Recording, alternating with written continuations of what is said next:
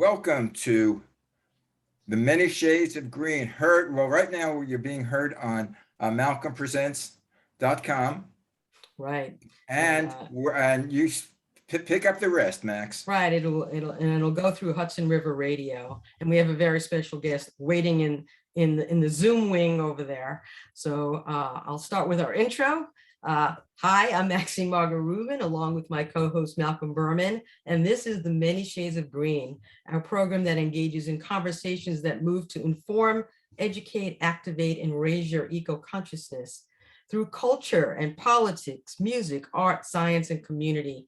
We hope to inspire you to pick a shade of green and become a steward of this beautiful blue-green planet we call Earth.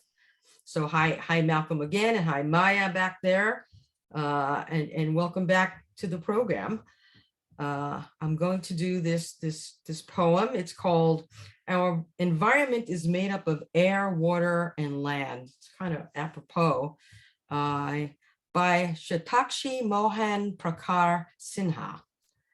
And it's a simple poem, but it gets I think he went to Lincoln High School with us. Did he? It's possible.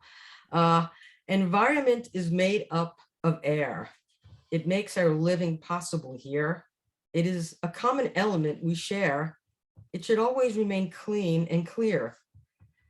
Environment is made up of water. It gives us respite when the days are hotter. Without it, our life will be a bit shorter. We have to save it as it's drying up faster. Environment is made up of land. It is essential so that we can stand.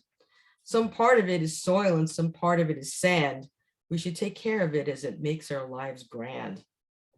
Today, our environment is facing pollution. To preserve it, we need some solution. It is important to our evolution. To protect it, let's start a revolution. So it's kind of fits in with what we're all doing here. And our special guest today, friend of the show, Maya van Rossum, who has dedicated her life to being the voice of the Delaware River and a protector of Mother Earth. Maya is the Delaware River keeper and is currently working to empower individuals across the nation to stand up for their environmental rights by pioneering the Green Amendment movement. The movement began in 2017, although I know that there was a case in Pennsylvania before that, in conjunction with writing of her book, The Green Amendment, Securing Our Rights to a Healthy Environment. Maya and her organization recently helped achieve passage of the Green Amendment, also known as the Environmental Rights Amendment, in New York State. I proudly voted. It has been added to the New York State Bill of Rights. It has also been passed in Pennsylvania and Montana, and she is working in other states, which she'll explain. I can read them off: Iowa, Kentucky, Maine, Maryland, New Jersey, New Mexico, Oregon, Vermont, Washington, and West Virginia. So clearly there's a lot of work. And more, there's even more now. And we're gonna get that all out. So Maya, welcome back to the show. It's so great to have you here. Well, I'm super excited to be back. Thank you so much. And thank you for starting with that beautiful poem. That was just perfect. Yeah, I just kind of found it. I always search for poems that are kind of apropos or should be apropos to the guest or what the topic is. And that one, it was so simple, but it was so spot on that I had to pull that out. So we'll go through a lot of things in the interview, but we'll start out with the quintessential question. What is your shade of green today? Well, I have two. So good. Emerald green is really the green that is very much, I think, found in my Green Amendment movement and materials. But I have to, which I love because it's very clear and crisp. But I have to say, I love also fern green because it's a little bit of a gentler green. And frankly, I just like that it's related to ferns because I love ferns and they are a beautiful green. Well, unfortunately, I lost my brother in November. But as my mom used to say, and my dad, that if my brother wasn't a boy, Phil, he would have been Fern. So that you said fern is very dear to me right now. And I love ferns. And we used to kid him and go, "How's your fern?" That was a joke. We all did.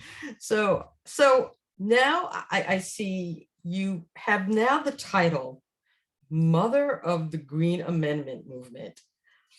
How did that happen? I mean, where did you get the title from? Who gave you that title? And then you'll have to explain what this is all about. So I was given the title by a reporter in the state of New Mexico from a publication called The Paper. And it's actually online. And Gwen does a lot of environmental reporting. And she's been inspired by the Green Amendment movement that we have advancing in the state of New Mexico and wanted to learn more about it. And so she called me up and we talked about it and where things were. And then when the article came out just in December, it was right in there. The mother Wow. of the Green Amendment is coming back to New Mexico. Awesome. And yeah, and it was just so beautiful. And it, you know, some people that work with me said, you know, Maya, you really need to embrace this because it perfectly and quickly encapsulates your role in the movement. You are the visionary. You are the one that came up with it. You're the one that birthed it and is helping it along through the world. Not setting it, you know, aloft to go off on its own, you know, going with it like your child and nurturing it and bringing it along and bringing other family and friends to the movement and your Green Amendment child. So Wow. I thought it was beautiful. And it so is, it's very apropos. it. Absolutely. I know, again, I know you had the book, which we'll mention, but I know initially it started before the book, Yeah. right? And there was a legal action. Could you just briefly talk about how that started, and then how that kind of went into the book, and now it's just like, Sure. talk about a blooming project. This is a blooming movement. It's fantastic. So you're right. Like the Green Amendment movement actually began in 2014. But the book came out in 2017, so that's more of an official. But the way it all began was in the Commonwealth of Pennsylvania. I, in my role as the Delaware Riverkeeper, have been working with many communities to battle against fracking, right, with mixed success. Big success keeping it out of the Delaware River watershed, but it was advancing across the state. And a very pro-fracking legislature passed a law in 2012 that was really going to magnify the level of fracking that happened in the Commonwealth of Pennsylvania. It was going to happen in the heart of residential districts. I mean, this law was literally a gift basket to the industry. And that's no surprise because we actually found out later that it was written by industry leaders. So I won't go into the ins and outs of the law other than to say that while fracking was already having such a profound, devastating impact on Pennsylvania communities and environments, it was about to get exponentially worse. So I and my organization, the Delaware Riverkeeper Network, decided that we were going to challenge it. And we were joined by 7 towns. And thinking through our legal strategy of how to take on this law passed by the legislature and signed by the governor, you know, we really recognize that's a heavy lift. How do you challenge a law successfully? You really need a higher power. And we recognize that in the Commonwealth of Pennsylvania, there actually existed an amendment in the Bill of Rights section of the Constitution that protected the rights of all the people, including future generations, to pure water, clean air, and a healthy environment. There are more words than that, but that's the long and the short of it.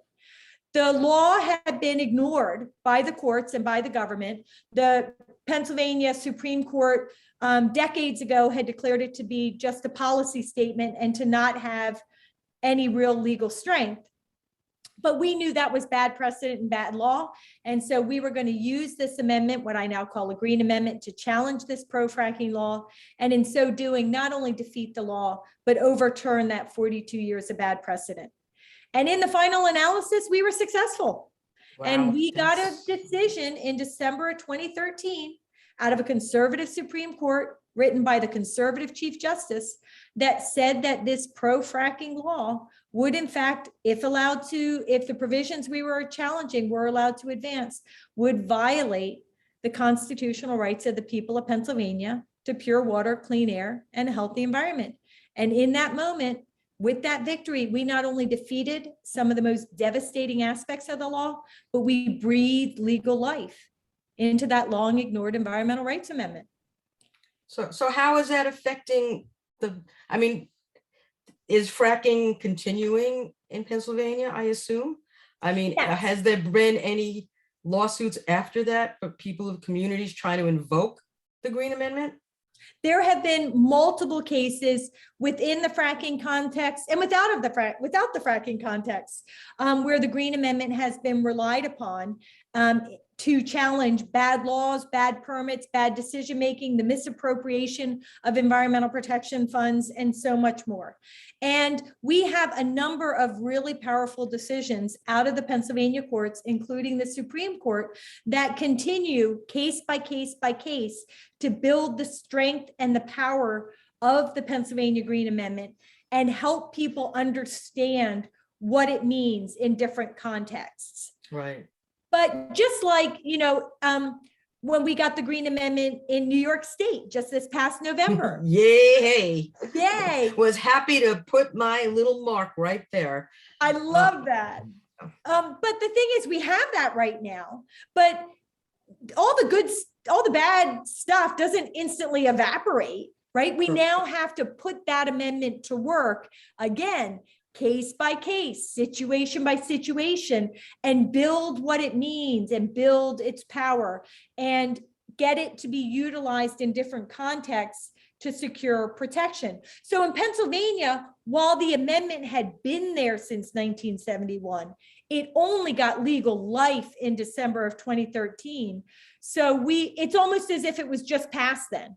So we are in this process of building the understanding and the strength, but we are having powerful victories, and they are helping to convince other states that this is a really meaningful path. And so what actually happened after that December victory, I was thinking more about what we had accomplished. And it wasn't just incredible constitutional and legal strength that we had secured for the people of Pennsylvania, but really we had changed the entire conversation about the environment, how people should feel about and think about the environment and their environmental rights. People were now empowered legally, but also in their advocacy, in their hearts and in their minds, and how they approach conversations with legislators. They were no longer asking for a favor. Will you please do the right thing about the environment and my environmental rights? They were now able to demand better action and decision-making, because they were able to say, I don't just have a right to clean water and clean air in my heart. I have a constitutional right, and you are legally bound to protect that right. So it changed entirely the conversation. So I thought, oh my gosh, right? Like, this is so incredibly empowering. And I looked at every constitution across the nation. I defined what were the special elements of what Pennsylvania had. And then I looked at all the Bill of Rights sections and the constitutions across the nation. And I found that while most states talk about the environment, even talk about environmental rights in their constitutions, only one other state, Montana, had all the essential elements that Pennsylvania has to make environmental rights have the same legal and constitutional standing and protection as those other fundamental rights we hold dear, like freedom of religion, free speech, civil rights. And I decided that I was going to change that and get a Green Amendment in every state across the nation, and ultimately at the federal level. And so I embarked on that journey in 2014. I tried to encapsulate the concept in my book, The Green Amendment, that came out in 2017. And I've just continued day after day, month after month, year after year, trying to inspire with and help communities across the nation understand and advance this idea in their states. It's amazing work that you're doing. And I was just trying to think how I would apply it on a personal level. I don't know if I can, but pesticides are a big problem. And every year, every summer, every spring, there's little yellow signs on people's lawns saying, don't, 24 hours, stay off. But also in New York State, if a neighbor is going to spray, they have to send you a letter. And they send letters from all three sides of me, different times. close your windows, stay in the house 24 hours, don't let your pets out, don't let your kids out, blah, blah, blah. I'm getting these in the mail. Now, the Green Amendment passed in New York State. Is this something that could be attacked or not attacked, excuse me. Is this something that can be used possibly in terms of reducing the use of pesticides in any way, shape? I'm just curious on an individual level, if there's a possibility of invoking the Green Amendment and saying, hey, you're putting chemicals all over my property. You're sending me notice that I got to close my windows in the summer, whatever, and keep my elders and kids and dogs off the lawn. What's that about? Excuse me, Maya, Max, before you answer that question, we do have to take a station break because we're also on Hudson River. Right. Hudson Valley River. Hudson River Radio. Hudson River Radio. Yes, we're going to do a Hudson River Radio break, and we're going to wait a little few seconds, and I'm going to say, okay, we're doing a break. We'll be right back, with more great information from Maya van Rossum, Delaware Riverkeeper, and the mother, or I'll say queen of the Green Amendment. And it's also on malcolmpresents.com because Malcolm's, we're using his Zoom for this. Right. And so, and our Zoom, we're gonna be quiet for 15, 20 seconds, but you will see us. right. So don't go away. Neil, take it away.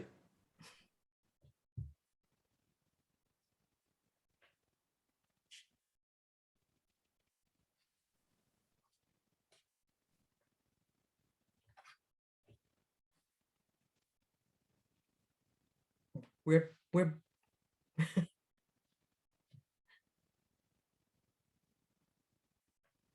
We're back, Neil. I hope this gave you enough time to so we're back. to insert you whatever. We're back. Yes, we're back with Maya talking about the Green Amendment and other things as well. So, Well, you had the question before we took a break about whether that law can apply to your problems. Yeah, so many problems. I don't know, but I'm just curious if that's something that this Green Amendment would be used for. So pesticides issue. So one of the things to know first and foremost about a Green Amendment is it's like any other fundamental right. Again, so think about free speech rights or religious freedoms or the right to freely assemble. The entities or persons who are obliged to honor and protect those rights are government officials, government entities, government agencies. And so when there is a violation, when we, the people, believe our constitutional rights to a clean and healthy environment have been violated, we are going after government action and government officials to hold them accountable to make it right. Boy, do we have problems.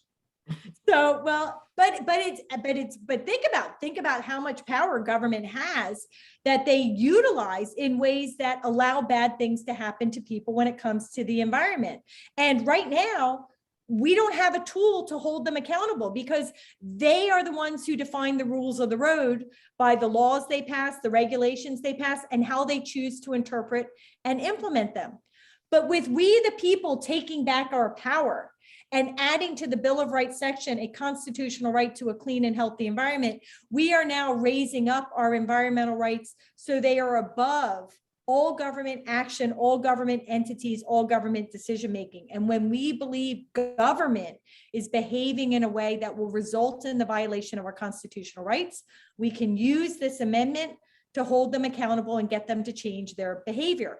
So in the context that you're talking about with your neighbors spreading pesticides on their property, thinking about what's happening and how that happens, you would not be able to use the Green Amendment to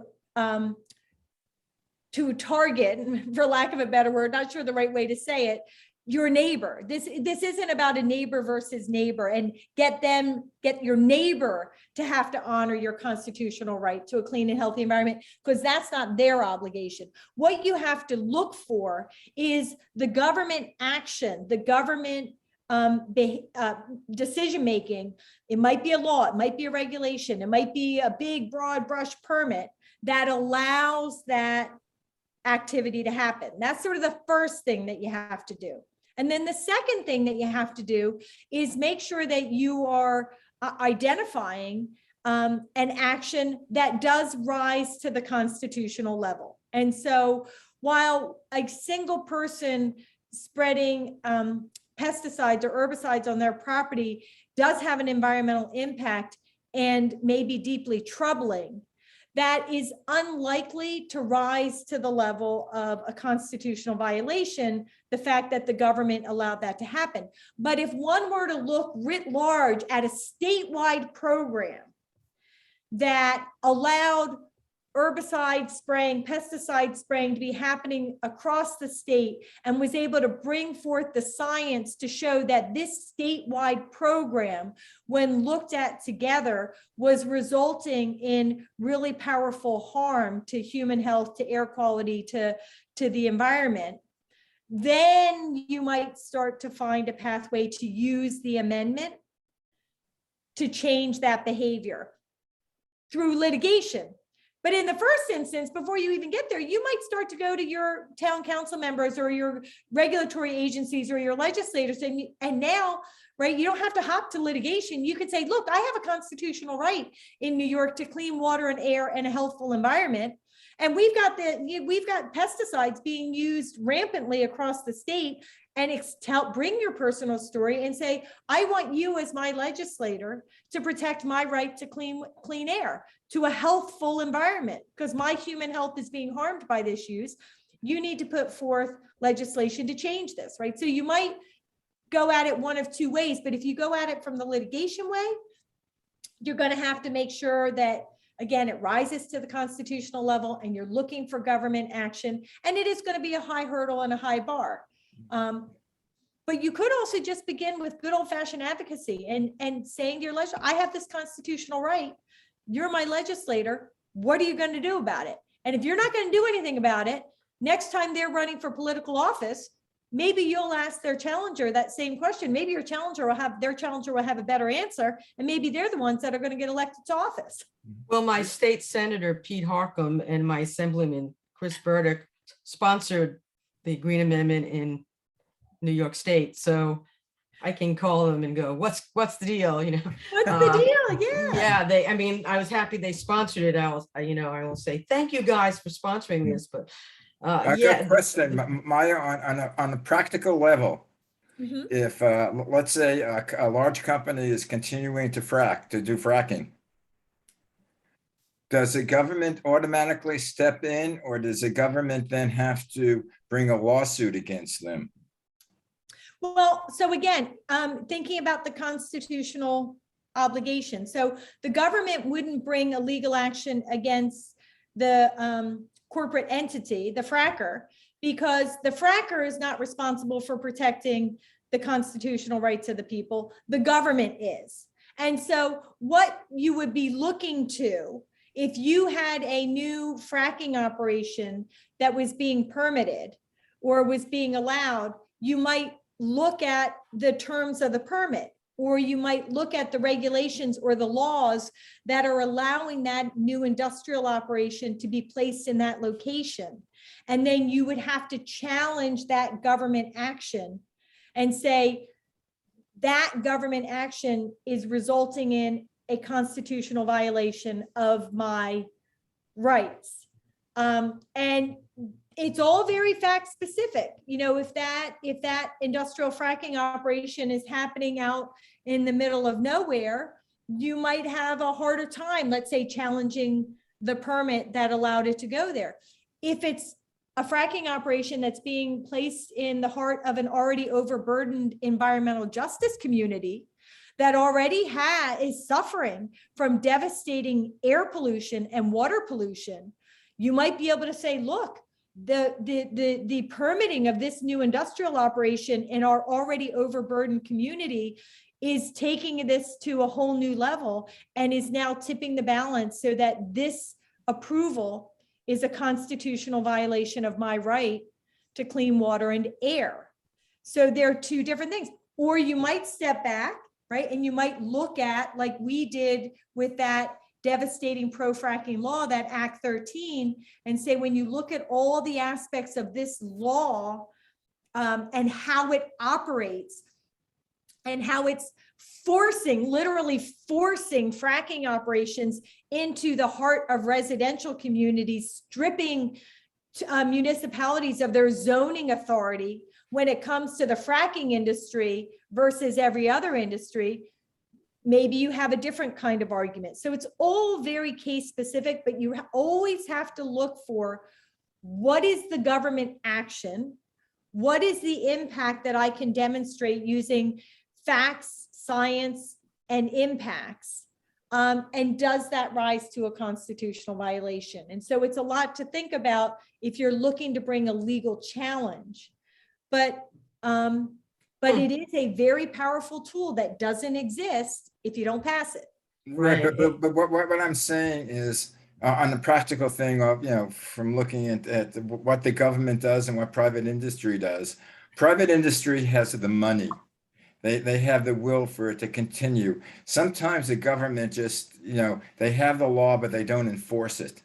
And it's hard to get people to enforce it. And then for the individual or the group to do a legal action costs a hell of a lot of money on a practical level, where the larger corporations have the money to push through their want. How do you get by that? I mean, how do you not, get the businesses not to pay attention because they could afford not to pay the attention, and get the government to really put its full power behind it, when you also know that a lot of these government officials are going to work for the large corporations after they leave? So all really important questions.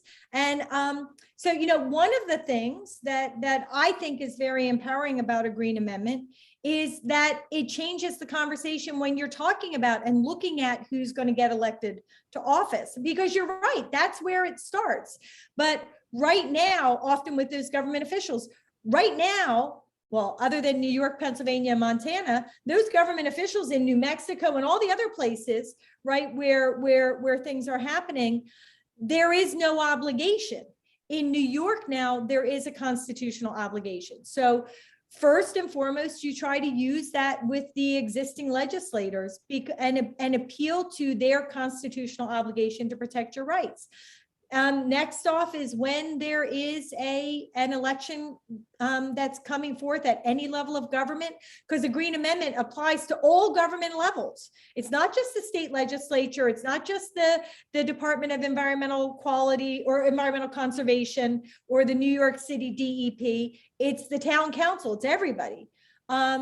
You have to ask the question about what they think about your constitutional right to a clean and healthy environment, and really start electing people to office that believe in either honoring your environmental rights or honoring fundamental rights in the Bill of Rights section of the Constitution. Because we have a lot of conservatives who believe in the power of the Pennsylvania Green Amendment, but aren't necessarily stalwart advocates for the environment because they believe in the integrity of the law. I know that's a big question right now, writ large in our country. There are a lot of legislators that are manufacturing facts and just, throwing the law out the window, but there are a lot who aren't. And we, the people, have to take our power back. Part of it does happen through elections. So a Green Amendment is not an instant panacea. There are still a lot of challenges for when to use it and how to use it, but it does entirely change the game in terms of the powers that the people have. Fundamentally, this restores power to the people in advocacy and in litigation. Litigation is expensive. So often people have to find organizations like my Delaware Riverkeeper Network, my Green Amendments for the Generations organization, law clinics like PACE Environmental Law Clinic, programs like that to turn to help them gain access to the courts. But once you gain access to the courts, like when we set that precedent with our legal challenge on that one case, we change the foundation of law for everything to come. And every time somebody has a legal victory, let's say they challenge a permit for an industrial operation in the heart of an environmental justice community and are victorious, that successful victory now applies to every like case moving forward. And so you don't have those kinds of proposals moving forward. It takes time, right? Mhm. The thing is, like what I say to people, it's like, we understand what it means to have a right to free speech and civil rights and property rights and religious freedoms to a very significant extent. And our government officials don't try to overstep to a very significant extent, but there are still times that they do. And when they do, we have those constitutional rights to turn to. And there are also times when we're still questioning, we're still trying to figure it out. We've had those rights for hundreds of years, and yet we still have litigation to try to figure out what they mean in one context or another. When it comes to environmental rights, we're just at the beginning of the process. So it is going to take time, but there is nothing more powerful than the Bill of Rights section of the Constitution, because that is about the people saying to government officials, in this Constitution, we are giving you the power to govern over us, but we are telling you from the get-go, when you govern, you do not have our permission. You do not have the right to overstep onto these fundamental freedoms. And now clean water, clean air, and a healthful environment in the state of New York is among them. Fantastic. That's great. I mean, Our time I is up. know people in New York State, people are just grasping it. And I mean, it was on the ballot with other initiatives on about elections. And those were they were turned down, which I didn't quite get, making it easier to vote. But the Green Amendment passed on a huge level, and so to me, I'm like, environment, voting rights, it was like, they kind of go together in a way, but I'm so glad, when I saw that this passed, it was, a very good thing. Yeah, Max, we're going to have to end on that. But that one question I have for you, Maya, how is this financed? Can people call in, or do you have a website? Donate. Yeah, so www.forthegenerations.org. People can get information, can get engaged, can donate. And there is a specific website where in every state where we're active that's unique to that state. But I thank you for saying that, because we are funded by private donations and foundation grants. I don't take corporate money, because I don't think it's the right thing to do. I'm not going to let them use my name to greenwash their bad activities. So private donations and membership and engagement is key to our success. Forthegenerations.org. Get involved, get informed, and if you can, donate a few dollars. And get the book, The Green Amendment, so you can read up on it, because it takes a lot to do what Maya is doing. Yeah. To get the legislators involved, to get the people involved, to Well, get the energy, grassroots. the energy that you have, it comes out in the interview. And But that- I'd like to thank you very much for myself and for my children and for my children's children. Yeah, Max, do the ending. All right, Maya, we're gonna have to get you back on, because I didn't even ask you about the Delaware Riverkeeper front of things. So we'll have to have you back. You're a friend of the show. You'll come back. And I know you have a podcast too, right?